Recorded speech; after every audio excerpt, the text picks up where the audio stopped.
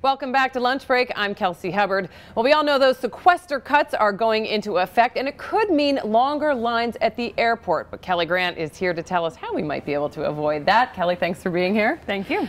Avoiding lines at the airport, oh my gosh, everyone's going to want to know how to do this, especially now. Let's talk about the fact that they could be getting longer as a result of these sequester cuts, right? That's at least what the government is warning us about. We've heard a couple of reports earlier this week with Janet Napolitano saying that she expected, or that she was seeing that lines were already 150% to 200% longer.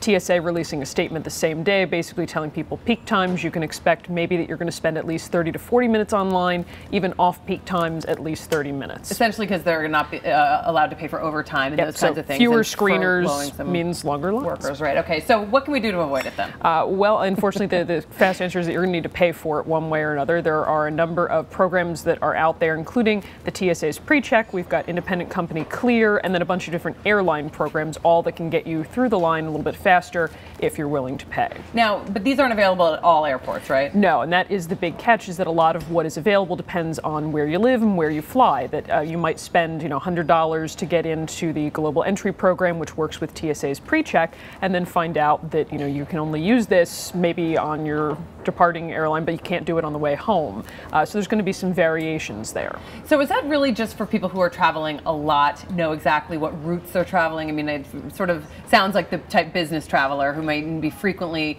going to a certain area that could really benefit from those types of programs. Is it for the average everyday family that might be going on vacation here and there? In most cases, you are talking about your business traveler, but even if you're a less frequent traveler, there are a lot of options where it might just be, for a particular flight, you can buy the one-off add-on from your airline, or that you get it automatically if you're taking, a nice trip and you're flying first class. A lot of times that's included. The key is just sort of to know when you might be entitled to it, how you can buy it, and do they do some pre-screening of you ahead of time to allow you this access, or are they just letting you pay for it? Some of them they do. For the TSA's program and for Clear, they're confirming your identity in the first place. So you're going through sort of a different screening process. The Clear program, they're confirming all of this, so you don't need to have that initial check by somebody who's looking at your ID and your boarding pass, but you are still ultimately going through the TSA's screening.